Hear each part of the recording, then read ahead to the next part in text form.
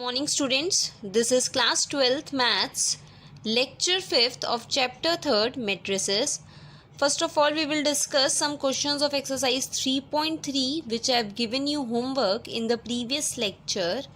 So question 3rd is A transpose is given as this matrix and B matrix is this.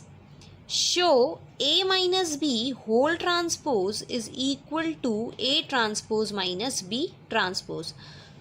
So we have to show this. For this, first of all, we will find A minus B and then we'll calculate it inverse. Now see, A transpose is given. So A is transpose of A transpose. So A will be this matrix. Change this row into the column 3, 4, then minus 1, 2 and 0, 1. This is A. So A minus B whole transpose. Now A minus B will be 4 minus 3 minus 1, 5, 0, minus 2. And its transpose will be this matrix.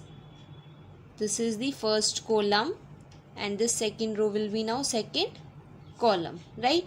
Now A transpose minus B transpose.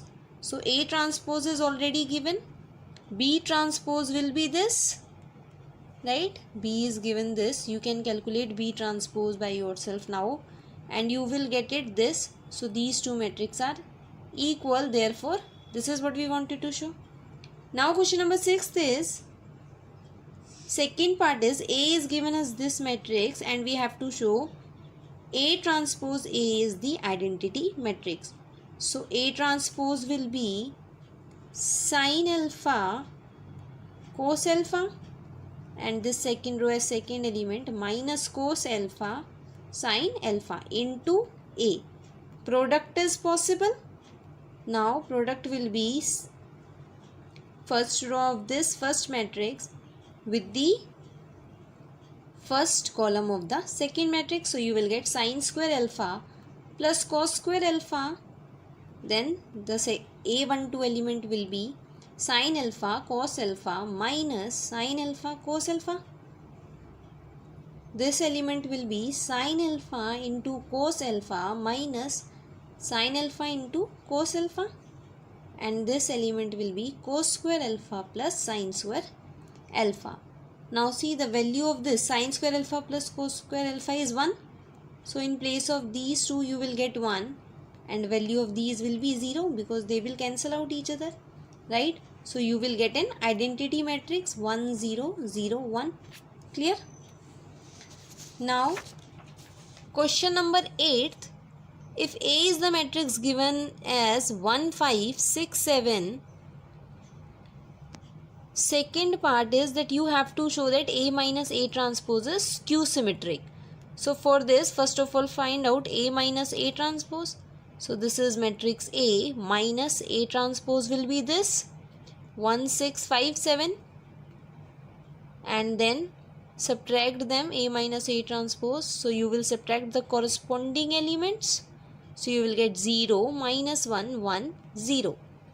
Now transpose of this matrix will be 0 minus 1, 1, 0, which is equal to minus of this matrix, right?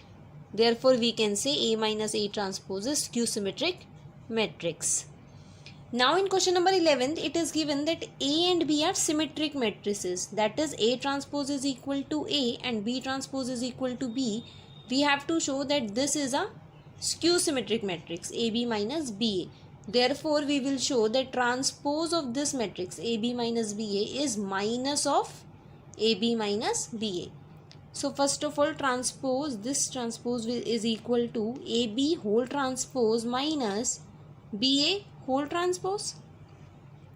Now this will be equal to B transpose A transpose minus BA whole transpose is A transpose B transpose. Because B transpose is equal to B and A transpose is equal to A, so we can write in place of B transpose B, in place of A transpose A. So BA minus AB, take out minus common, you will get AB minus BA. So from this it is clear that AB minus BA is a skew symmetric matrix. Now question number 12 is A is the matrix given and also A plus A transpose is given as the identity matrix I. The matrix A is this and A transpose will be cos alpha minus sin alpha and sin alpha cos alpha. Addition of these two is given as identity matrix. Add these matrix, you will get 2 cos alpha 0 0 2 cos alpha equal to identity matrix is 1 0 0 1. Corresponding elements are equal. So 2 cos alpha is equal to 1 by 2 and therefore alpha will be pi by 3, right, because at 60 cos 60 is 1 by 2. Clear? Now today we will discuss elementary operations of a matrix. There are 6 elementary operations of a matrix, 3 which we can apply by rows and 3 which we can apply by the columns. So we will discuss that. So first is interchange of any 2 rows or columns. First elementary operation is that we can interchange any 2 rows or any 2 columns of the matrix. Symbolically, if ith row is interchanging with the jth row, so it can be written as Ri. This is the sign for interchange Rj.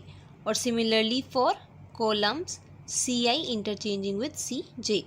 For example, if A is the given matrix and if you are interchanging R1 and R3 row with each other, so you can write it as R1 interchanging with R3. Now the row 1 will become row 3 and row 3 will become row 1. Clear? So this is the first elementary operation. Now the second elementary operation is that you can multiply elements of any row or column by a non-zero number. K can be any number but a non-zero number, right? For example, we can interchange the ith row of a matrix by multiplying the ith row, the same row, with any non-zero number, and similarly any column by multiplying it with any non-zero number. For example, this is the matrix B, column third. I am interchanging the column third with 4 times of column third. So in this matrix, column third will now become multiply 4 with the elements of column third, so it will be 16 and 32. So this is the second elementary operation. Now the third elementary operation is addition to the elements of any row or column, the corresponding elements of any other row or column multiplied by any non-zero number. What it means is, if you want to interchange an ith row, so you can also interchange it. So adding in the ith row elements of the jth row and also multiplying first the jth row with the element k. See, be careful here, jth row will not change. We are changing the ith row, and for this we are using this elementary operation. Similarly for column, you can do in the corresponding elements of ith column, we can add corresponding elements of jth column and also first multiplying those elements with k, right? For example, if A is the given matrix, changing R2 as R2 plus minus 2. This k can be any non-zero element, so it can be minus 2 also. So minus 2 into R1. Now see, row 1 will remain as it is. Row 2 will change, and now row 2 is, for example, this element 5. 5 minus 2 times of row 1. So minus 2 times of this, because we are taking this element. Corresponding element of the first row we will take. So 5 minus 2 times of row 1, that is 5 minus 2, 3. Then 6 minus 4 will be 2. Then similarly 7 minus 6 will be 1. Invertible matrices. Now see, if A is a square matrix of order m and if there exists another square matrix of the same order m such that AB is equal to BA, both are the identity matrix of the order m into m, then A is said to be invertible and inverse of A will be B, right? If there exists a matrix B of same order of the order A, then if AB is equal to BA is equal to I, then we say A is invertible and inverse of A is B. Inverse of A is written as A raised to the power minus 1, right? Uniqueness of the inverse. So this theorem says that there exists only one inverse for a invertible matrix. So let B and C be two inverse of a square matrix A of order m.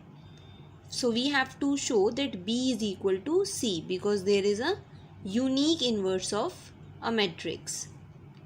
Now because B is inverse of A, AB is equal to BA is equal to I by the definition of invertible matrix. Also C is the inverse of A, therefore AC is equal to CA is equal to I.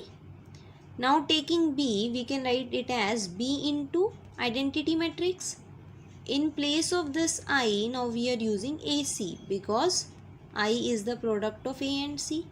So B into AC, using the associative property of multiplication of matrices, we can multiply first these two matrices BA into C. Now BA is identity matrix, I into C will be C.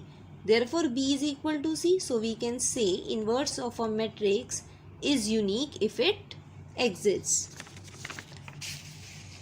Now the next theorem is, if A and B are invertible matrices of the same order, then AB whole inverse is equal to B inverse into A inverse. Now we know if AB into AB inverse is I, right? This is true because when you will multiply any matrix with its inverse, it will be I. Now pre-multiplying both the sides with the A inverse matrix. So A inverse into AB whole inverse is equal to A inverse into I. Be careful, we are multiplying both the sides. We are pre-multiplying both the sides with A inverse. So you will write it here, right? Post multiplying means writing on the right side. Now using the associative property of matrices multiplication, so taking the multiplication of these two first, B as it is into AB whole inverse equal to, this will be A inverse. Now this is identity into B into AB whole inverse equal to A inverse. Identity into B will be B into AB inverse is equal to A inverse.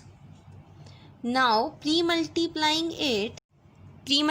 both the sides with B inverse so that this B also gets cancelled.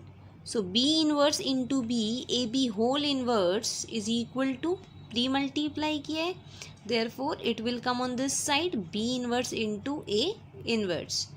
Now this will be B inverse into B is identity, and identity into this matrix is the same matrix. So AB whole inverse is equal to B inverse into A inverse. Clear? Now how to find inverse of a matrix by elementary operations. So case first is, we can write A as equal to I into A. Here I is the identity matrix. Now if you write A as I into A, then you will apply row operations to change this A into I. Whenever we apply row operations, then on the RHS side you will apply row operations on this matrix A, and here you will apply the row operations on the first matrix. So I will also change into some other matrix B if A will change into I. Then this B matrix which you will get is the A inverse only. Similarly, the case second is, now you can also find A inverse by using this case second when writing A as equal to A into I. When you write A as this, apply column operations on both the sides. So here you will apply the column operations on A, and on the right side you will apply column operations on the second matrix, right? Here we have applied row operations on the first matrix, here to apply the column operations on the second matrix. So when you will change A into I and apply column operations here also, this I will change into some matrix B. This matrix B is the only A inverse, right? Now for example, see if A is the matrix given as 1, 2, 2, minus 1. So I am writing A as identity into A. A is this matrix equal to identity matrix, and writing this A matrix like A only, right? Now see, the first work which we have to do is to check this A11 element. If it is 1, then it is okay. If it is not 1, then you will make it 1. If suppose here in place of 1, if it is 2, then you will divide the complete row 1 with 2, right, to make it 1. Now here it is already 1 because we want to make this matrix A as the identity matrix. So this is already 1. Now first of all we will work in this first column only. This is 1. Now for the identity matrix we want this 2 to be equal to 0. Therefore we will apply the row operation.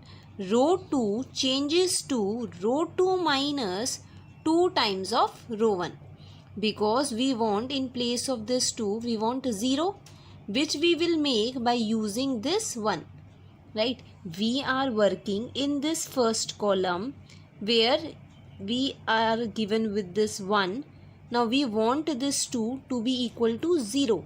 Therefore we will use this 1 to make this 2 as 0. For this we are applying this operation. Row 2 is 2. When you will subtract 2 into row 1, that is 2 into 1. So 2 minus 2 will be 0. Therefore we are applying this operation. So by applying this operation, row 1 will remain same, 1, 2. But row 2 will change, right? So this element 2 minus 2 times of R1. In R1 you will take the corresponding element which is 1. So 2 minus 2, 0. Then for this minus 1 minus 2 times of the corresponding element of minus 1 in row 1 is 2.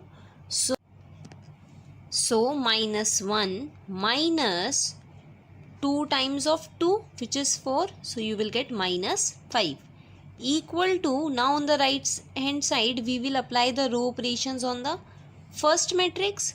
So row 1 will remain same. Now row 2 will be 0 minus 2 times of row 1. So 0 minus 2 will be minus 2, and 1 minus 2 into 0. So it will be 1. Clear? Because we want to make this matrix as the identity matrix. Now first column is done. Now for the second column, see the diagonal element. Here the diagonal element was 1 already, right? But now the diagonal element is minus 5. But for the identity element we want it to be 1. Therefore applying this operation, R2 changes to minus 1 by 5 into R2. We are multiplying the row 2 with minus 1 by 5 so that this element becomes 1. Because in identity matrix diagonal elements are 1 and all other elements are 0. First we were working in the first column. Make the diagonal element 1 and the rest element in the column, with the help of this 1 make it 0. Now in second column also, first of all make the diagonal element as 1. Then by this 1, when we will make this diagonal element as 1, the rest of the elements in the second column we will make, the rest element is 2 only here. So we will make this 2 as 0 with the help of this one. Clear? Now, so multiplying row 2 with minus 1 by 5. So row 1 will remain same. Multiply row 2 with minus 1 by 5. So 0 into minus 1 by 5 will be 0. And minus 5 into minus 1 by 5 is 1. Similarly here, multiply this second row elements with minus 1 by 5. So this will become 2 by 5 and minus 1 by 5. Right? Now we want to make this 2 as 0. For this, applying the operation, row 1 changes to row 1 minus 2 times of row 2. Because we will make this 2 0 with the help of this one, right? So row 1 minus 2 times of row 2. So row 2 remains as it is here because there is no change in R2, and R1 becomes 1 minus 2 times of row 2, that is 1 minus 2 into 0, which is 1, and 2 minus 2 into 1, which is 2. So 2 minus 2 is 0. Similarly here, second row remains as it is. Now row first, 1 minus 2 times of row 2, that is 1 minus 4 by 5. You will get it as 1 by 5. And 0 minus 2 times of this. So you will get 2 by 5.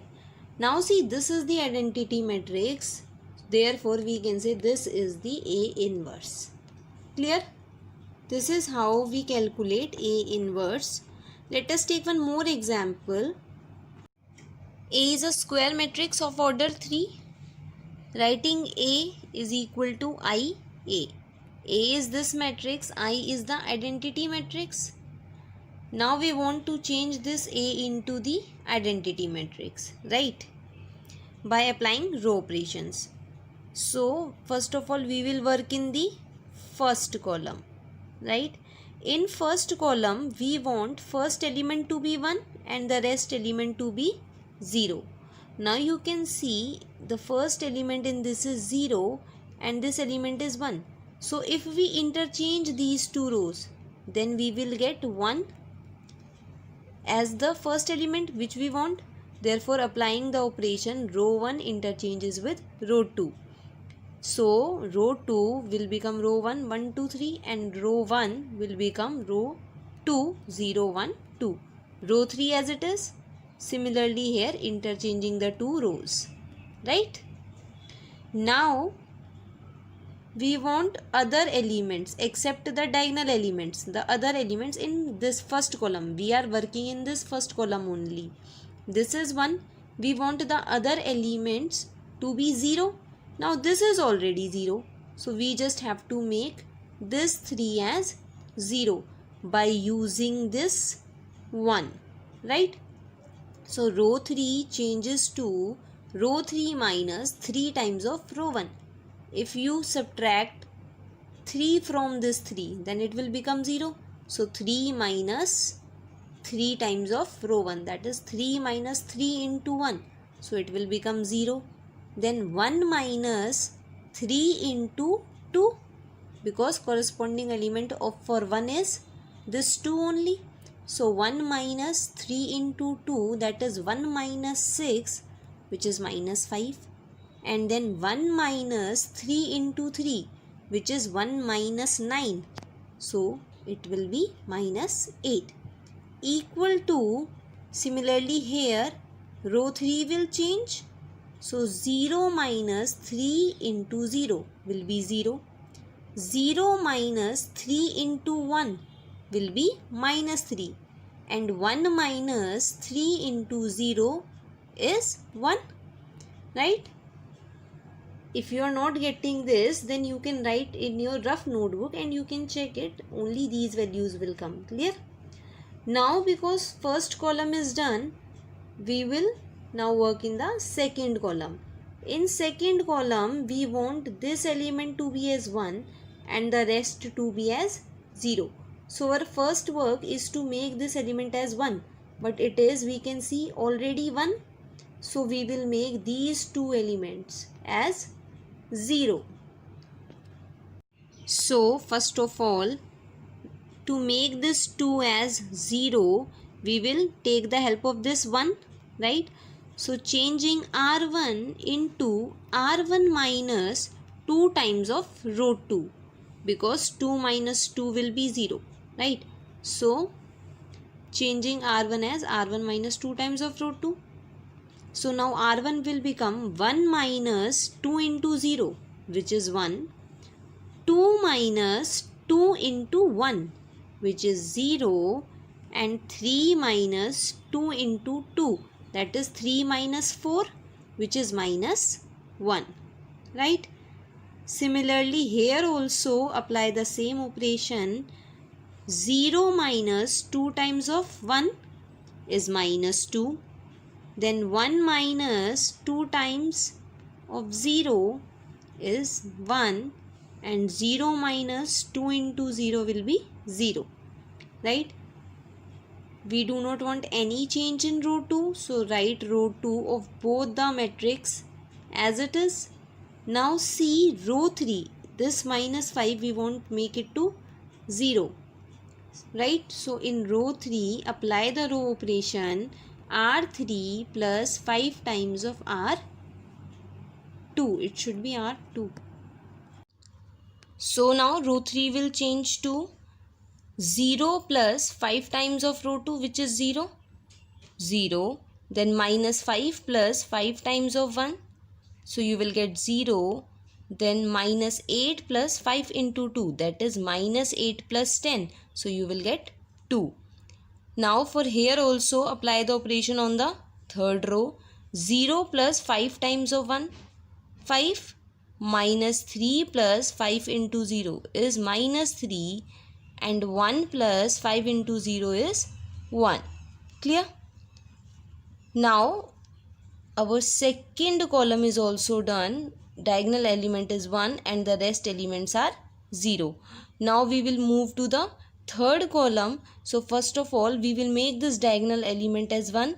For this we will divide or we will multiply the third row with 1 by 2. Now row third will become 0 into 1 by 2, 0. 0 into 1 by 2, 0. And 2 into 1 by 2 will be 1. Row 1 and row 2 will remain same. Similarly here row 1 and row 2 will remain same and multiply the elements of row 3 with 1 by 2. So you will get 5 by 2 minus 3 by 2, 1 by 2. Right? Now this diagonal element is 1. With this help we will make the other elements in this column as 0. So for this, in row 1 see it is minus 1. So if we add row 3, that is minus 1 plus 1 is 0. And in row 2 you will apply the operation row 2 minus 2 times of row 3, because 2 minus 2 is 0. So applying the operation row 1 is row 1 plus row 3. So 1 plus 0 is 1. Then 0 plus 0 is 0. And minus 1 plus 1 is 0. For the second row, row 2 minus 2 times of row 3. So row 2, that is 0 minus 2 times of 0. So it will be 0. 1 minus 2 times of 0 is 1. And 2 minus 2 into 1 will be 0. Row 3 will remain same, 0, 0, 1. Similarly here apply these operations on row 1 and row 2 and you will get this. Now because this is an identity matrix, therefore this is the A inverse. Clear? Now there is one note. While applying elementary operations, if all the elements of one or more row or column become 0 in the left hand side matrix, then A inverse does not exist. Whenever you apply the elementary operations on the left hand side matrix, if all the elements of any row or column become 0, then we say A inverse does not exist. Also, while solving for the inverse, you have to apply any one operation, either row operations or column operations. You cannot apply in the same question both the operations at the same time, right? Now your homework is that you have to complete exercise 3.4. Okay, thank you.